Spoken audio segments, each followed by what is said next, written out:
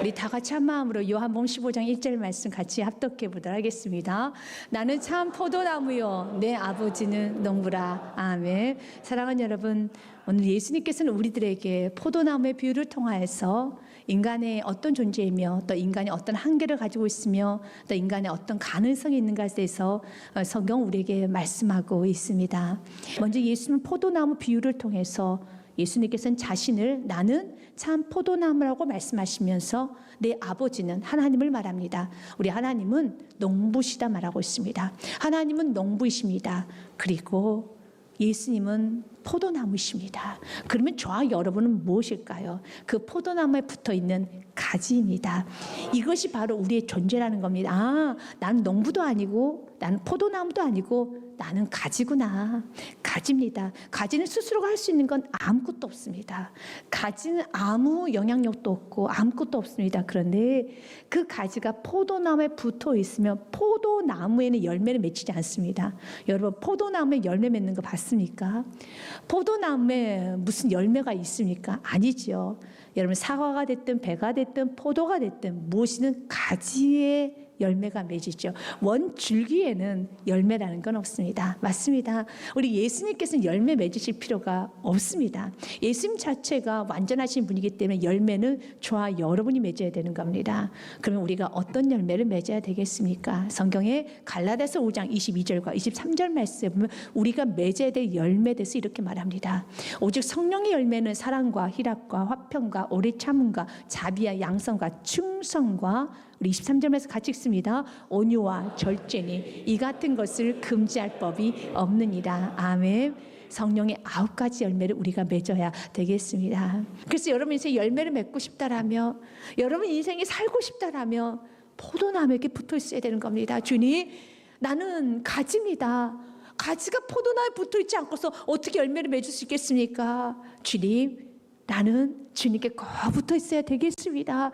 우리 주님은 한 번 더 우리에게 말합니다. 5절 말씀 같이 한 번 더 읽겠습니다. 나는 포도나무요 너희는 가지라. 그가 내 안에 내가 그 안에 거하면 사람이 열매를 많이 맺나니 나를 떠나서는 너희가 아무것도 할 수 없습니다. 아멘. 사랑하는 여러분, 이걸 믿을 수 있는 믿음이 진짜 믿음이에요. 나를 떠나서는 아무것도 할 수 없습니다. 이걸 믿으셔야 되는 겁니다. 주님을 떠나서는 아무것도 할 수 없다 주님 말씀하고 있습니다. 아무리 계획을 하여도 모든 것이 준비가 되어도 어떠한 너의 실력이 있다 할지라도 나를 떠나서는 가지가 포도나무가 떨어지고서는 그 가지는 불쏘시개의 인생이 되는 것처럼 가치가 없어져요. 말라 비틀어지게 되어 있습니다. 마찬가지로 예수 그리스도를 떠나고서는 아무것도 할 수 없습니다. 이것을 철저히 믿으면서 주님, 나는 주님을 떠나서 아무것도 할 수 없는 무능한 존재입니다. 인간이 어떤 존재인 줄 아십니까? 가능성 있는 존재가 아닙니다. 인간은 발전이 있는 존재가 아닙니다. 인간은 뭔가 충족해야 되는 존재가 아니라 인간이 먼저 깨달아야 되는 것은 예수 그리스도를 떠나서는 아무것도 할 수 없는 존재입니다를 깨닫는 게 진짜 인간의 존재를 제대로 깨달은 거예요. 아무것도 할 수 없습니다. 무능합니다. 이 믿음이 확실히 있다라면 여러분, 어려움이 올 때 갈등하지 않아요. 유혹이 와도 여러분 예수님을 떠나려고 하지 않아요. 아니, 그리스도를 떠나서는 아무것도 할 수 없는데 이렇게 무능한 내가 문제까지 있어요. 이렇게 무능한 내가 질병이 왔어요. 이렇게 주님을 떠나서는 아무것도 할 수 없는 그런 존재에 자녀까지 있어요. 내 인생에 이런 문제가 있어요. 그러면 더 주님을 붙들어야죠. 아무것도 할 수 없는 나에게 이런 문제가 왔다면 오직 살리실 분 예수 그리스도밖에 없으니 더 주님께 가까이 가야 되지 않겠습니까? 저도 이런 고백을 합니다. 주님, 주님을 떠나서는 아무것도 할 수 없는 존재인 제가 목사가 되어버렸습니다. 그러면 더 주님을 붙들어야겠죠. 더 주님을 강력하게 붙들어야 되지 않겠습니까? 아무것도 할 수 없는 존재가 목사가 되었는데 아무것도 할 수 없는 존재가 제가 사업을 하고 있어요. 아무것도 할 수 없는 내가 아버지가 되어버렸습니다. 나에게 자녀가 있어요. 3이나 있어요. 5명이나 있습니다. 아무것도 할 수 없는 나에게 어른이 돼버렸습니다. 더 주님을 붙들어야죠. 여러분, 아무것도 할 수 없다는 걸 깨닫는 순간에 하나님과 갈등하는 것이 아니라, 여러분들이 세상 유혹을 받는 것이 아니라 주님께 더 의지하게 됐어요. 더 가까이 가게 되어 있습니다. 우리 지금 오늘 우리에게 말합니다. 내게 능력 주신 자에서 모든 걸 할 수 있는 거예요. 주님 없이는 아무것도 할 수 없습니다. 빌보서 4장 13절 말씀에 내게 능력 주신 자 안에서 내가 모든 것을 할 수 있느니라. 아멘. 우리 예수님께서는 이런 말씀합니다. 말씀하시는 그 일을 너도 할 수 있고 더한 것도 할 수 있다는 말씀을 합니다. 같이 읽습니다. 내가 진실로 진실로 너에게 이르노니 나를 믿는 자는 내가 하는 일들 그도 할 것이요 또한 그보다 큰 일도 하리니 이는 내가 아버지께로 감이라. 아멘. 예수님 하셨던 일을 우리도 할 수 있다고 합니다. 아니 더 큰 일도 할 수 있다고 합니다. 이유는 한 가지예요. 우리 예수님께서 아버지께 감이라. 이 아버지께서 간다는 것은 예수님 우리를 위해 십자가에서 죽으시고 우리를 구원하여 주시고 우리 모든 죄의 문제를 해결하여 주시고 예수님은 부활하신 후에 승천을 하셨어요. 하늘 보좌로 올라가셨습니다. 올라가시고 난 후에 그 예수님께서 우리에게 보내주신 분이 계십니다. 바로 그분이 예수님의 영이신 성령님이십니다. 성령님이 내 안에 있기 때문에 나는 아무것도 할 수 없지만 내게 능력 주시지 않아서 모든 걸 할 수 있는 것처럼 나는 아무것도 할 수 없지만 성령님이 내 안에 내주하시기 때문에 성령님과 함께 하기 때문에 성령님의 도우심으로 나는 모든 것을 할 수 있을 뿐만 아니라 예수님이 하셨던 일을 또 예수님이 하시는 그 일을 나도 할 수 있습니다. 사랑하는 여러분 기억하십시오. 우리는 아무것도 할 수 없는 무능한 존재입니다. 한계가 있습니다. 그러나 예수님께 붙어 있으면 여러분 무한한 가능성이 있는 존재입니다. 우리에게는 불가능이 없는 존재입니다. 우리에게는 어떤 여러분 큰 산도 평지가 되는 존재입니다. 우리의 삶에는 순풍에 돛닿는 은총 인생이 될 믿으시길 바라겠습니다. 스가랴서에 보면은 스룹바벨이 큰 고민 가운데 있습니다. 성전 건축이라는 성전 재건이라는 큰 사명을 가지고 예루살렘에 귀환을 하게 됩니다. 너무 무겁죠. 거룩한 짐이죠. 거룩한 부담이죠. 그때 하나님께서 스가랴 선지자를 통해서 이렇게 말씀합니다. 그가 내게 대답하여 이르되 여호와께서 스룹바벨에게 하신 말씀은 이러하니라.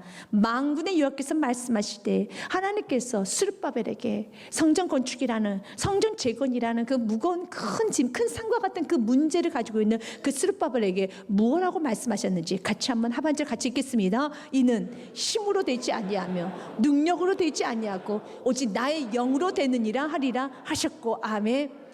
힘으로 되는 거 아닙니다. 능력으로 되는 거 아닙니다. 여러분 우리는 아무것도 할 수 없습니다. 그리스도가 없으면 아무것도 할 수 없습니다. 그러나 나의 영으로 되느니라. 여러분 주님 안에서는 모든 것이 가능합니다. 그래서 주님 말합니다. 스룹바벨아 너의 힘으로 할 수 없지만 너의 능력으로 할 수 없지만 내가 너와 함께하면 너 앞에는 큰 산과 같은 문제는 평지가 될 것이고 너의 인생 전체가 은총이 될 것이란다. 7절 말씀 같이 읽겠습니다. 큰 산아 내가 무엇이냐. 내가 스룹바벨 앞에서 평지가 되리라. 그가 머릿돌을 내놓을 때 우리가 외치기를 은총이 그에게 있을지어다 하리라 하셨고. 아멘. 우리에게도 동일하게 말합니다. 주님께서 말합니다. 나에게 붙을지 아니하면 너는 아무것도 할 수 없느니라. 그러나 만약 너가 나에게 붙어 있다면 우리 예수님께 붙어 있으면 예수님 어떤 분이십니까? 여러분 예수님 누구신지 아시잖아요. 예수님 천지만물의 주관자이십니다. 모든 것의 결정권자이십니다. 예수님이 힘이십니다. 능력이십니다. 우리가 믿고 있는 그 주님은 이런 모든 것의 생사화복의 주관자이십니다. 그분께 붙어 있으면 그분 앞에 산과 같은 문제가 얼마나 쉽습니까? 우리가 느끼기에 여러분 산과 같은 문제지 예수님 앞에는 문제도 아니죠. 예수님 앞에는 어떤 것도 문제가 되지 않습니다. 그렇기 때문에 예수님께 붙어있는 그 가지가 나아가는 인생, 예수께 꼭 붙어있는 그 인생이 나아가면 큰 산도 평지가 될 것이고 그 인생은 은총의 인생이 되는 것입니다. 그래서 스프전 목사님은 이렇게 표현합니다. 예수님께 들러붙는 인생이 최고의 인생이라는 겁니다. 우리도 예수님께 들러붙는 인생이 돼야 되는 것입니다. 사람들은 말하기를 아니 예수님 앞에 거하며 내가 예수님께 꼭 붙어있는 것이 마치 믿음이 없는 것처럼 느껴질 것이라고 생각합니다. 아닙니다. 예수님 믿고 있기 때문에 제대로 믿고 있기 때문에 주님께 더 가까이 가는 거예요. 하나님이 쓰셨던 귀한 인물들은 바로 그리스도 없이는 아무것도 할 수 없다라는 믿음으로 충만한 사람들이 하나님께서 귀하게 쓰셨습니다. 그러면서 특별히 하나님께서는 다윗을 보면서 참 너는 내 마음에 딱 맞는 자야 라는 말씀을 합니다. 사도행전에 보면 신약에서 구약의 인물인 다윗을 평가를 합니다. 다윗에 대해서 이렇게 평가를 합니다. 다윗을 왕으로 세우시고 증언하여 이르시되 내가 이새의 아들 다윗을 만나니 내 마음에 맞는 사람이라 내 뜻을 다 이루리라 하시더니 아멘. 다윗을 보는 순간에 내 마음에 맞는 사람이다. 내 뜻을 다 이루리라.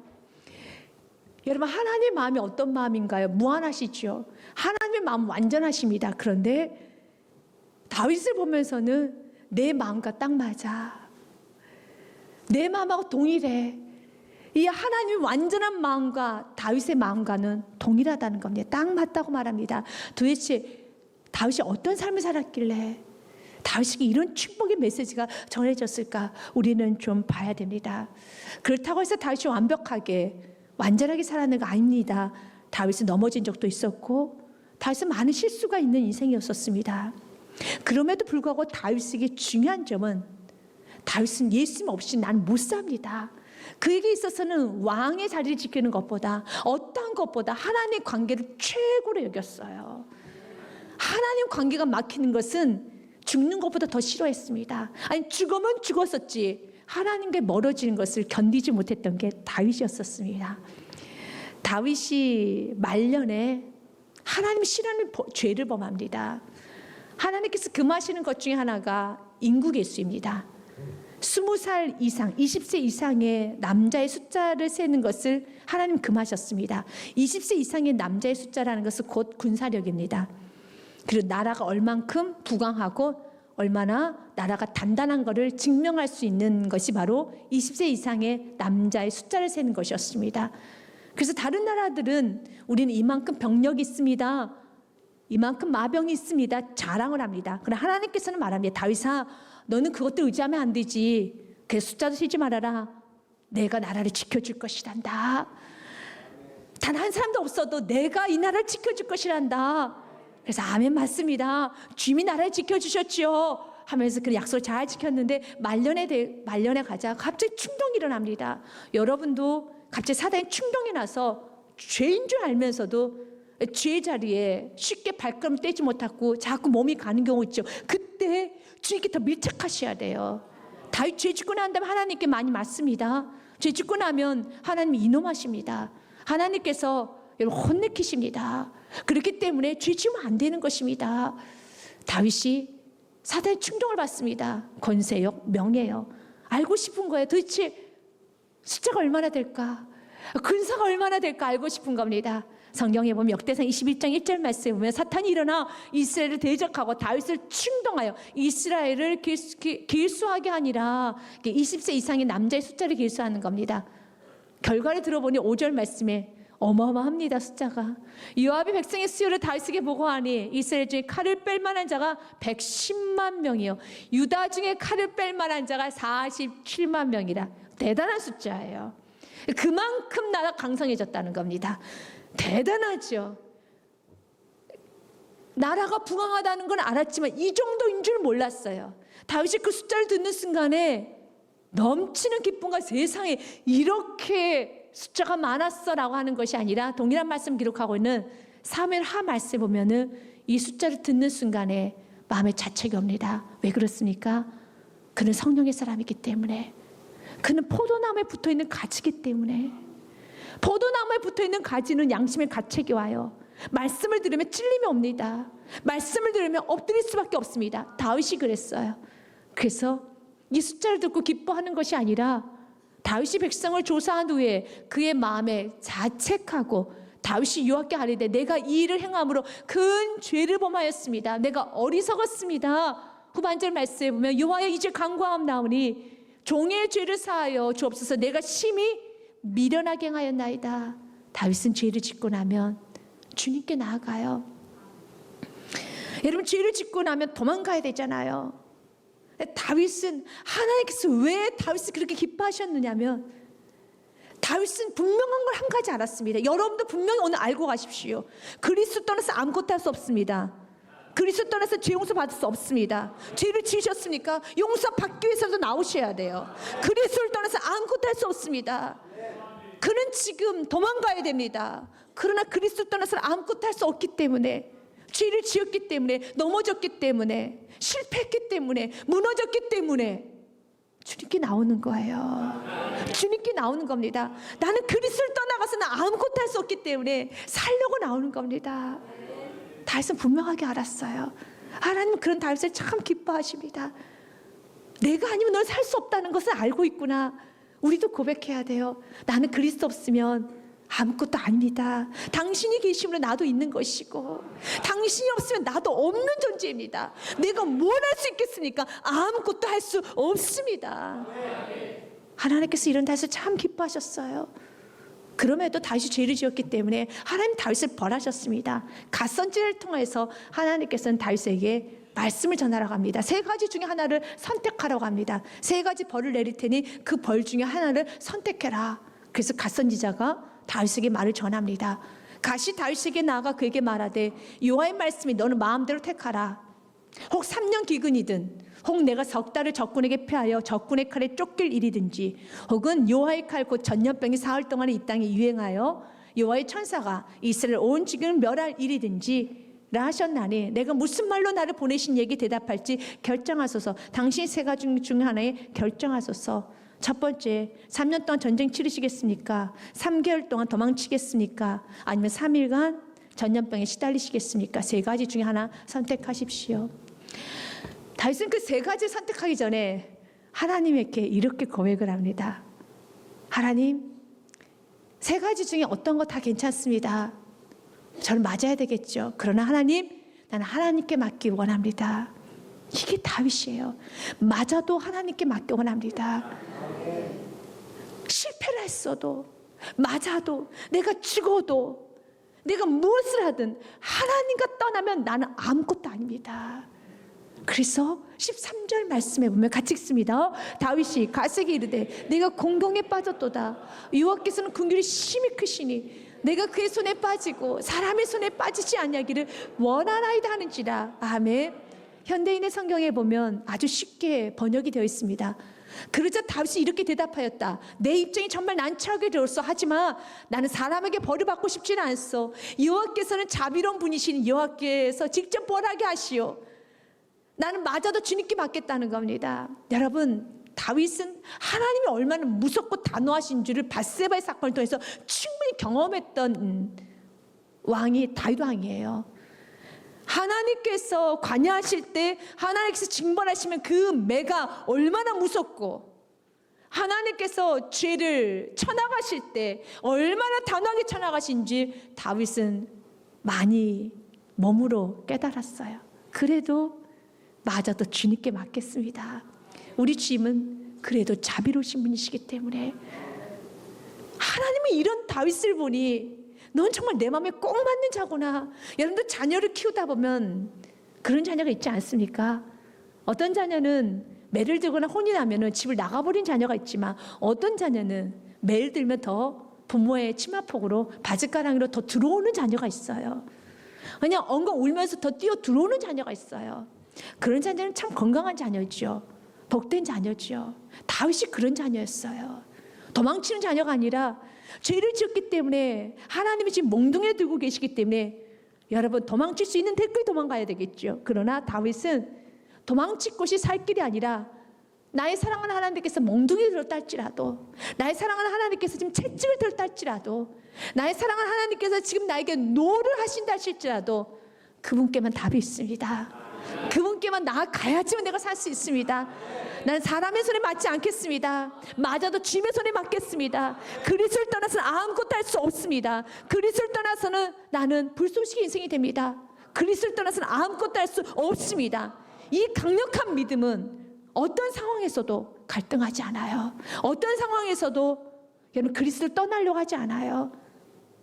자신의 그리스도를 떠나서 아무것도 할 수 없다는 그 믿음 하나가 더 강력하게 지금 붙들게 되는 겁니다. 여러분 믿고 있습니까? 그리스도를 떠나서 아무것도 할 수 없다는 연약한 존재인 걸 믿으십니까? 그 고백을 이번 한 주간에 10번이고 100번이고 하십시오. 오늘 주님 우리에게 말합니다. 그리스도를 떠나서는 너는 아무것도 할 수 없느니라. 이 고백과 함께 주님 우리에게 말씀합니다. 이 고백, 그리스도를 떠나서 아무것도 할 수 없기 때문에 이제 내 안에 거하여라. 아무것도 할 수 없는 존재가 주님 안에 거해서 주님의 능력으로 살라는 것입니다. 그래서 주님 우리에게 말합니다. 기도하여라. 이것이 7절 말씀이에요. 같이 한번 읽겠습니다. 너희가 내 안에 거하고 내 말이 너희 안에 거하면 무엇인지 원하는 대로 구하라. 그리하면 이루리라. 아멘. 여러분, 우리가 기도를 할 때 굉장히 고민되는 것 중에 하나가 내 기도가 주님께서 기뻐하시는 기도일까? 내 기도를 잘하고 있는 것일까? 야고보서 말씀이 자꾸 기억이 나서 기도할 때 주춤거리죠. 구하여도 받지 못함은 정욕으로 쓰려고 잘못 구하기 때문이라. 내가 욕심으로 구하는 것 아닐까? 맞습니다. 우리는 하나님의 영광이라는 이름 아래 욕심으로 구하는 것도 있을 수 있습니다. 잘 분별 못합니다. 사단이 공중옷에 잡고 있기 때문에 여러분의 기도가 완전하다 할 수가 없습니다. 그런데 오늘 성경은 우리에게 아주 명쾌하게 답을 줍니다. 내 기도가 잘했을까 잘못했을까? 내 기도가 옳을까 옳지 않을까? 정욕을 위한 기도인가 아니면 의를 위한 기도인가 고민할 거 없단다. 오늘 본문의 말씀 7절 말씀 보면 이렇게 말하죠. 무엇이든지는 참 기분 좋게 하는 단어입니다. 원하는 대로 더 기분이 좋습니다. 원하는 대로 마음껏 기도하라는 겁니다. 무엇인지 원하는 대로 구하라. 여러분들이 내가 이 사람이랑 결혼하고 싶습니다. 내가 이 직장에 가고 싶습니다. 내가 저 사업을 하고 싶습니다. 내가 이 땅을 사고 싶습니다. 내가 이 건물을 사고 싶습니다. 내가 이 사람과 만남을 갖고 싶습니다. 나 이 사람과 헤어지고 싶습니다. 여러 가지 것들, 여러분 원하는 것 무엇이든 다 구하십시오. 그러나 그 전제 조건이 무엇입니까? 내 안에 거하면. 여러분들 때로는 하나님과 맞지 않는 답을 가지고 여러분들 기도할 수 있습니다. 하나님께서는 이 직장이 아니라 저 직장인데 여러분은 하나님 내가 이 직장에 꼭 들어가게 해주세요. 내가 이 학교에 꼭 내가 합격하게 해주세요 라고 기도는 하고 있는데 하나님이 준비하신 학교가 아닐 수도 있습니다. 괜찮습니다. 주님 오늘 말하잖아요. 네가 원하는 대로 구하라. 너의 답이 노답이라 할지라도 내가 너의 답을 옳은 답으로 만들어주겠다는 겁니다. 왜냐하면 여러분, 포도나무에 가지가 붙어 있으면 날마다 그 포도나무로부터 수액을, 영양분을 계속 공급받습니다. 그러면 여러분들은 원하든 원하지 않든 자연스럽게 열매는 자연스럽게 맺히는 것처럼 포도나무에 붙어 있는 가지라면 그 가지는 계속적으로 예수님으로부터 공급을 받기 때문에 자연스럽게 여러분의 생각과 행동과 여러분의 모든 사고는 바뀌어져요. 격식 차리지 않아도 됩니다. 아무거나 구해도 된다잖아요. 성경은 말합니다. 너가 원하는 대로 무엇인지 구하여라.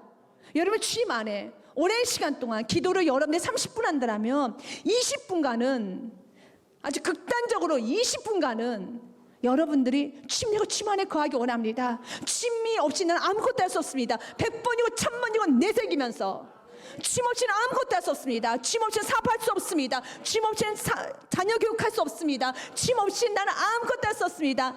100번이고 되뇌십시오.